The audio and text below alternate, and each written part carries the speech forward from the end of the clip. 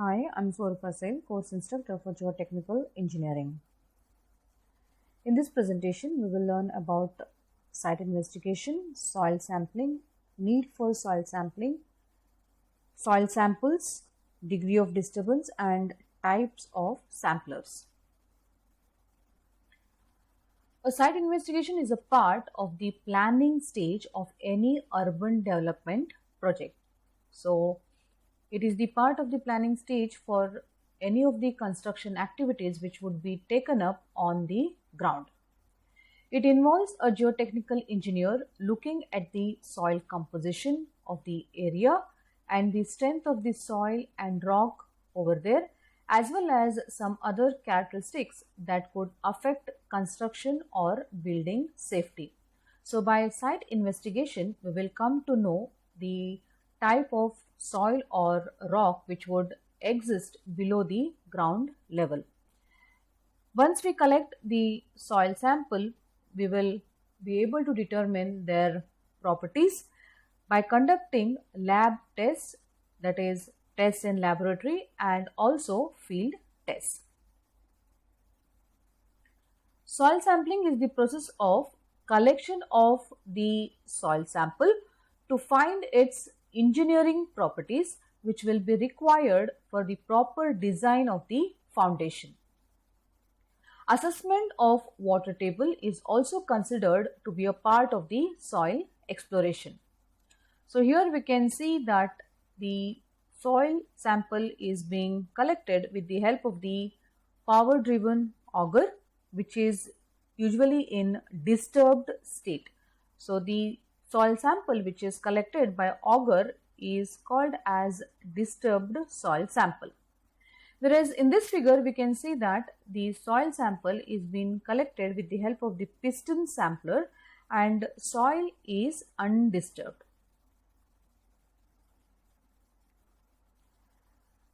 Now we will find out what is the need for soil sampling. A satisfactory design of a foundation depends upon the accuracy with which the various soil parameters required for the design are obtained.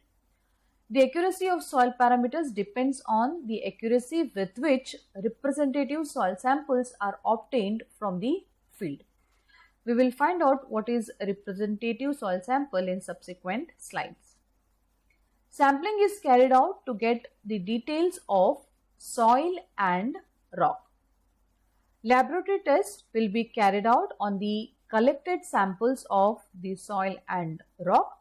And laboratory test usually consists of index test, wherein we will be able to find specific gravity of soil or rock and the water content present in soil or rock.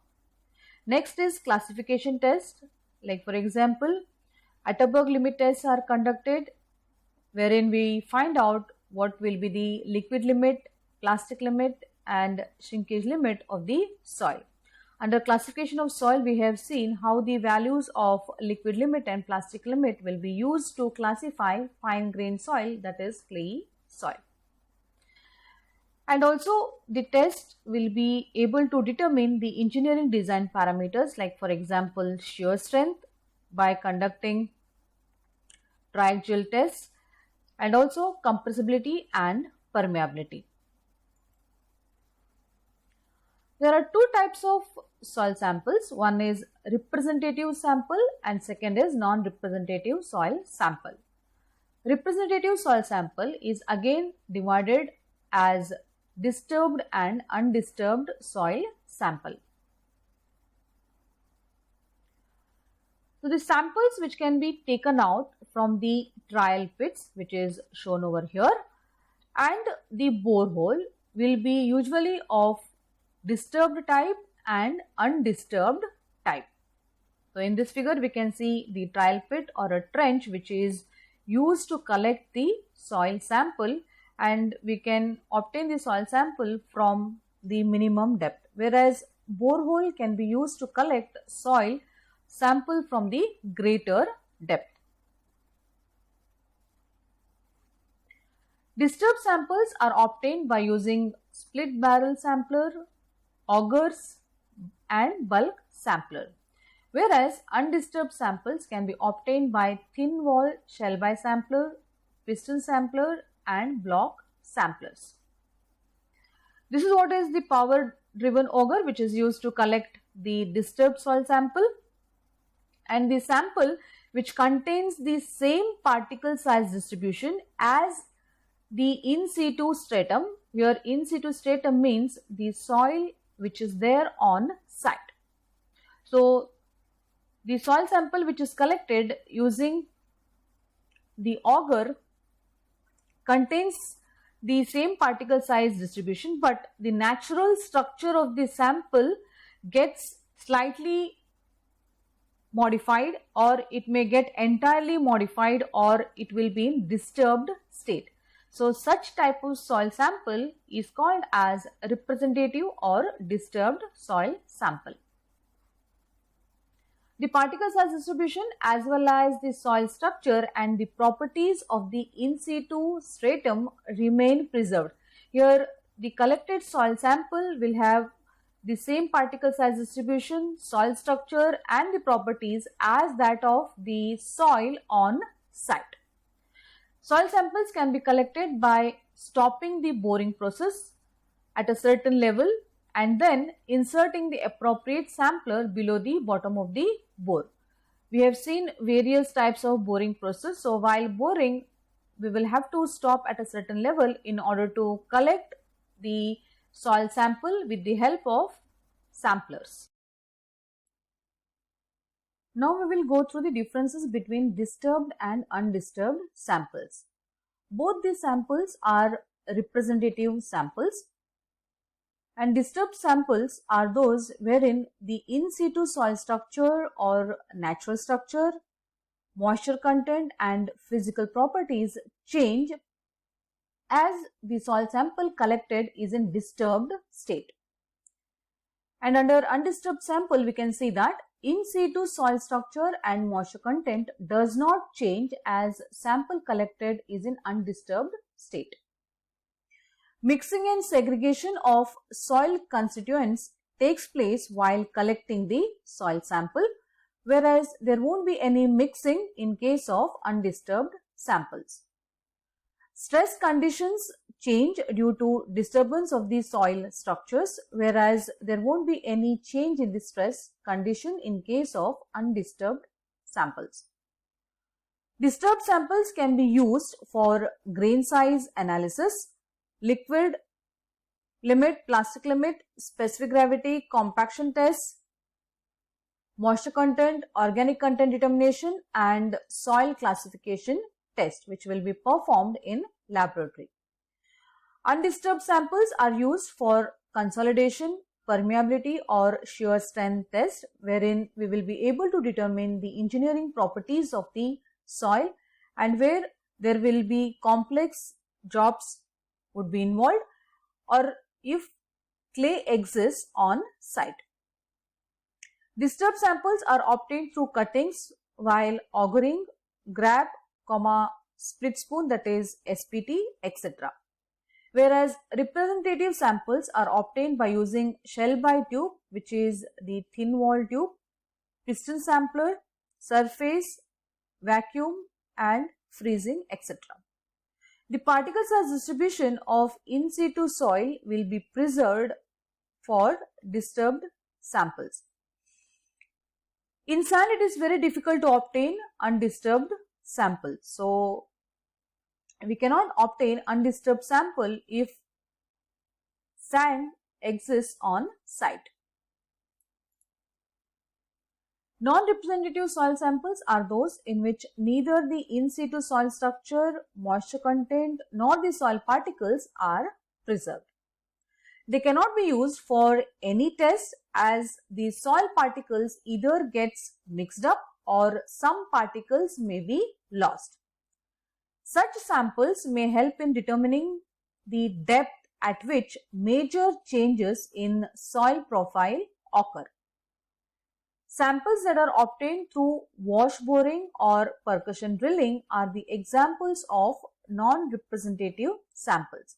So we already have learnt the methods of exploration, wherein in case of wash boring and percussion drilling, whatever the soil sample we obtain is the non-representative soil sample which cannot be used for any test, as the soil particles get mixed up while collecting the soil sample. They help in determining the depth at which there will be change in the soil profile. Like for example, if the first layer is of sand, the second layer may be of clay and the third layer may be of rock. So we will come to know the depth at which there will be change in the soil layer. Next is degree of disturbance. Good quality samples are usually necessary in order to know the soil properties or the soil conditions, or even maybe the presence of rock.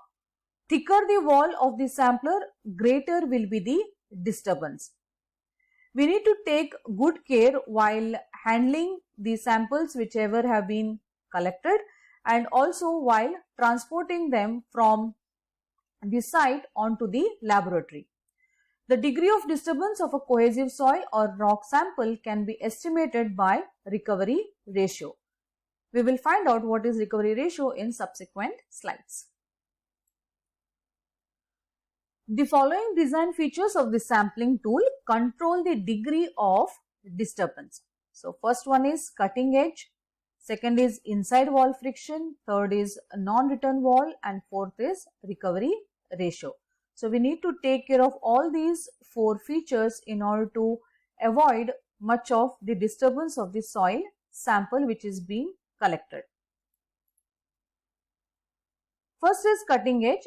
It is the beveled and sharp edge at the bottom of the soil sampler. So in the figure we can see the soil sampler which is used to collect the soil sample. The soil sample will be collected at the inner portion of the sampler, and here we can see the cutting edge which is the sharp edge, and it will be usually at the bottom of the soil sampler. So on top we can see the sampling tube, at the end of which cutting edge is attached.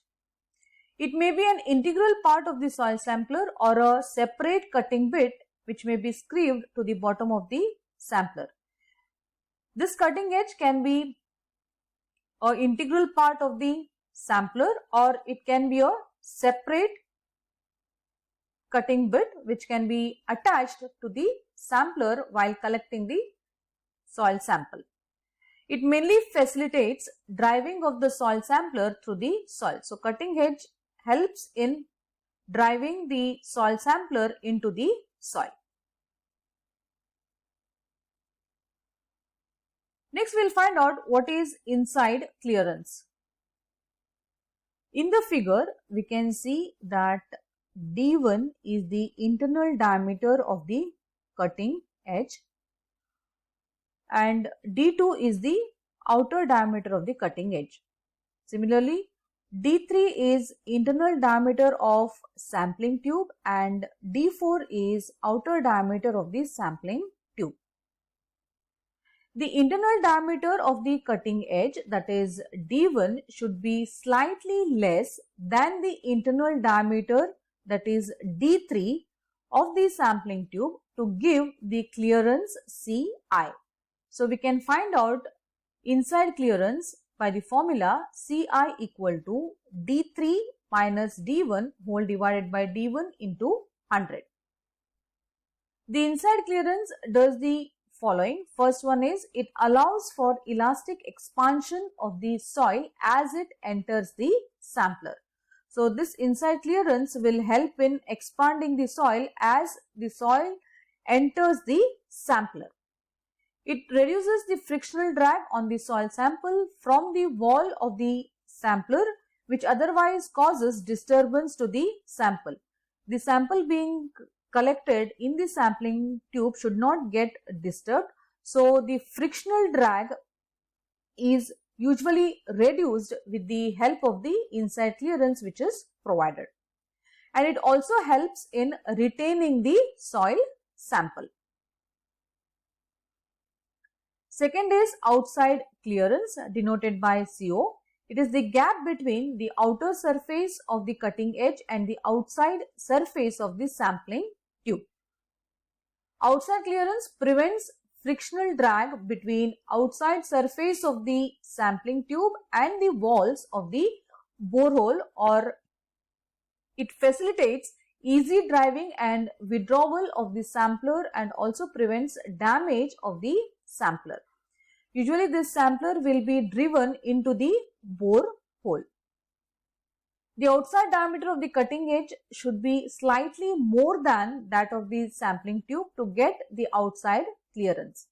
Outside clearance can be found out by using equation D2, which is outside diameter of the cutting edge, minus D4, that is the outside diameter of the sampling tube, divided by D4 into 100. The outside clearance should not be much greater than the inside clearance. Third one is area ratio.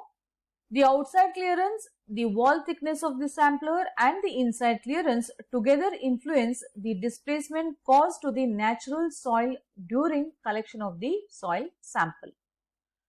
More the sum of these three, greater will be the soil displacement and more will be the degree of disturbance caused to the soil sample. So area ratio can be found out by using equation D2 square minus D1 square divided by D1 into 100. The area ratio should be kept as low as possible and it should be consistent with the strength requirements of the sampling tube as well as the inside and outside clearance requirements. Its value should not be greater than 20% for stiff formations and 10% for soft sensitive clays. Where it is not possible to drive sufficient inside clearance, piston sampler should be used. Second is inside wall friction. It should be minimized for minimizing the disturbance of the sample by following actions. We need to provide suitable inside clearance or provide a smooth finish to the sampling tube. That means it should not be rough, and oil the inside surface of the sampling tube properly in order to avoid disturbance while collecting the soil. Third is non-return wall. It is the wall which should have a large orifice to allow air and water to escape quickly and easily when driving the sampler. Otherwise, air and water will hinder the collection of soil sample.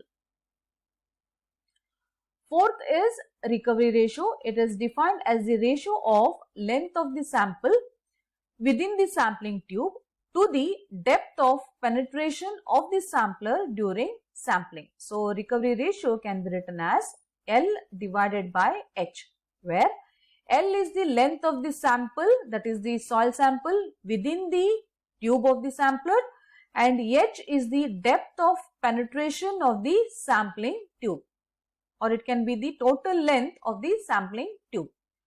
For satisfactory undisturbed sampling, when excess soil is prevented from entering the tube, the recovery ratio should be between 96 to 98%. Recovery ratio can also be defined as the ratio of actual length of the recovered sample divided by theoretical length of the recovered sample. If recovery ratio is equal to 1, that means that the recovered length of the sample is equal to the length of the sampler which was forced into the soil stratum. Theoretically, the sample is not compressed due to friction along the tube. It indicates a functional recovery. And if recovery ratio is less than 1, it indicates that the soil is being compressed. And if recovery ratio is greater than 1, then it indicates that the soil has swelled. Next, we will learn about types of samplers. On the basis of area ratio, soil samplers are classified into following types. One is thick wall sampler. Example for thick wall sampler is split spoon sampler, And second is thin wall sampler. Example is Shelby tubes. Thick wall samplers will have area ratio greater than 10%, and it is used for obtaining disturbed but representative soil sample. Thin wall sampler is Shelby tube and area ratio is less than or equal to 10%. Wall thickness of the sampling tube is less than 2.5% of the diameter. So here we can see in the figure Shelby tubes. Outside diameter is 50.8 mm and even it can be 76.3 mm. The sampler with 50.8 mm outside diameter has an inside diameter of about 47.63 mm. It is commonly used to obtain undisturbed clayey samples. In the figure, we can see hollow and empty Shelby tubes, and this is the figure which shows the collection of soil sample inside the tube. Thank you.